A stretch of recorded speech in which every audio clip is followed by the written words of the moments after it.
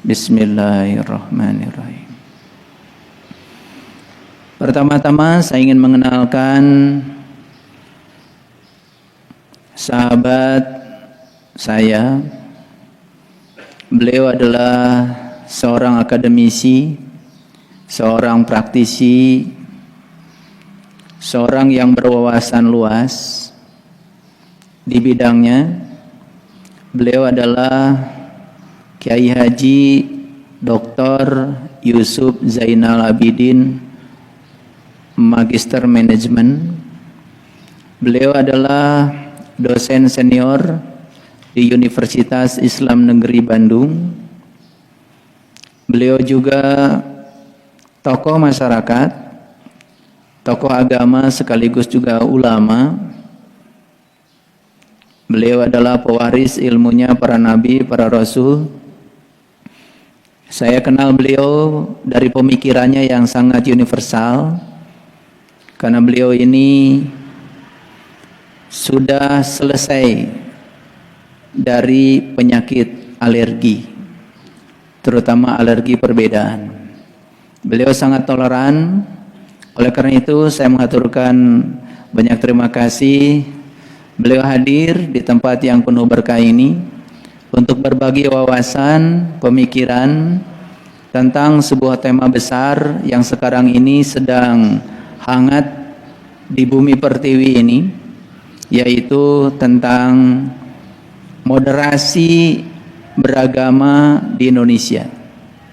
Yang akan kita bicarakan hari ini bukan moderasi agama, tetapi moderasi beragama.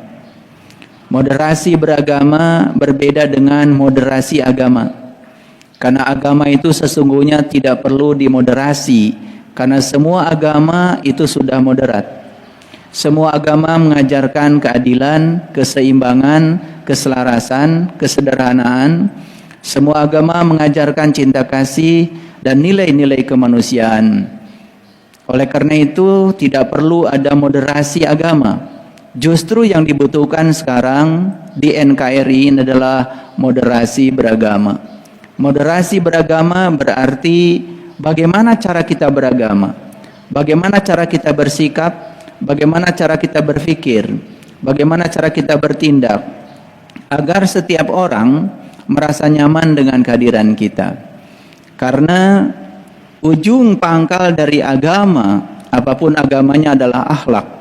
Dan akhlak itu bisa dilihat dari kemampuan seseorang untuk memperlakukan orang lain seperti dia memperlakukan dirinya sendiri.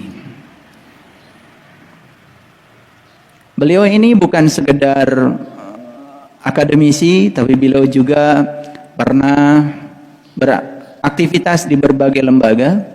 Beliau juga di Cimahi pernah beraktivitas di Dewan Pendidikan, di Majelis Ulama Indonesia Cimahi. Beliau juga wakil ketua Tanfiziyah Nahdlatul Ulama. Di samping itu beliau juga sebagai ketua kekerabatan, yaitu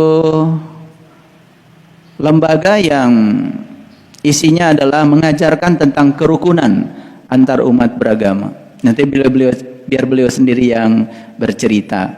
Karena terlalu banyak profesi beliau, jadi saya tidak bisa menyebutkan semuanya. Oleh karena itu, pada kesempatan yang penuh berkah ini, kita akan memohon beliau untuk menyampaikan gagasan, ide. Semoga pada saatnya nanti, ide dan gagasan ini akan mewujud, bermuara menjadi rumah moderasi beragama Indonesia. Oleh karenanya, dengan segala hormat, kami persilahkan kepada yang tercinta Kiai Haji Dr. Yusuf Zainal Abidin MM untuk menyampaikan pikirannya. Silakan Kiai. Terima kasih. Assalamualaikum warahmatullahi wabarakatuh.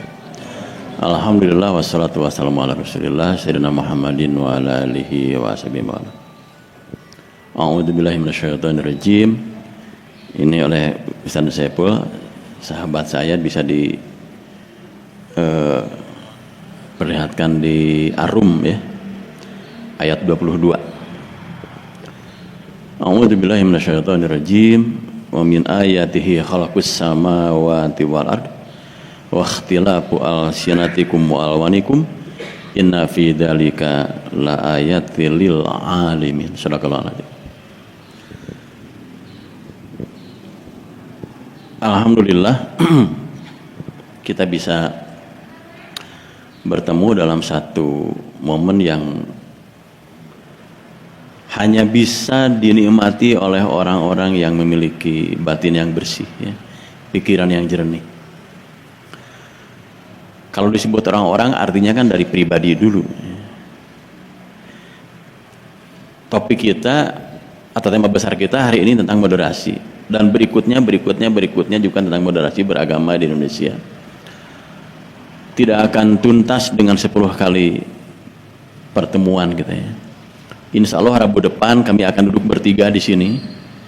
Saya, Ustaz Saiful, ditambah Romo mungkin dari pastoral ada.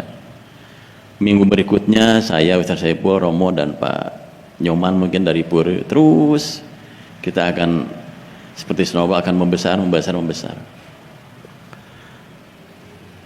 Saudaraku, para hamba Allah yang dicintai dan dimuliakannya, titik awal pembicaraan moderasi itu kan tentang perbedaan, dan titik awal tentang perbedaan adalah bukan orang lain tapi diri kita masing-masing. Sebab kalau orang yang sulit memahami perbedaan atau menerima perbedaan, artinya dia tidak menyadari dan sulit menerima kehadiran dirinya yang sesungguhnya sudah berbeda atau penuh perbedaan. Ini tangan kanan, ini tangan kiri, itu saja sudah berbeda. Ini rambut di atas, telapak kaki ada di bawah, atas bawah sudah beda. Perut ada di depan, punggung ada di belakang. Depan belakang ini saja sudah beda. Yang terlihat di luar ini, sementara di dalam ini ribuan sistem juga sedang berjalan, jantung, limpa, paru-paru, usus, ya, ginjal, segala macam ini yang di dalam. Jadi kalau kita menyadari bahwa selalu kita ini ada dimensi kanan, kiri, depan, belakang, atas, bawah, luar, dalam. Kalau itu sudah kita sadari, maka menerima perbedaan itu akan gampang sekali. Dalam, ya, kita yang usianya 60-an itu kan pernah belajar lah. Sebab dulu kalau kita anak laki-laki tidak pernah belajar silat itu kan minder, Ustaz, ya. Seperti anak sekarang tidak punya makhluk yang namanya ini nih. Anak-anak sekarang kan sejak TK sudah main HP, ya. Dulu anak-anak itu sejak TK sudah belajar silat yang dipelajari di depan masjid setelah sholat langsung baca sholawat. Jadi dulu antara silat, sholat, dan sholawat itu jadi satu kesatuan pembentukan pribadi. Kalau kita belajar silat itu kan ada jurus opat kalima pancer, ya. Sesungguhnya itu luar biasa. Ya, dulu kami belajar silat, ya, gerak ke depan, ke belakang, ke kanan, ke kiri, ya, ke atas, ke bawah, keluar, ke dalam, narik napas, segala macam itu. Itu gerakan 4 kalima pancer. Kenapa disebut kalima pancer? Jadi 4 itu kan depan, belakang, kiri, kanan, atas, bawah, luar, dalam. 5-nya itu pancernya apa tuh? Pribadi yang sejati.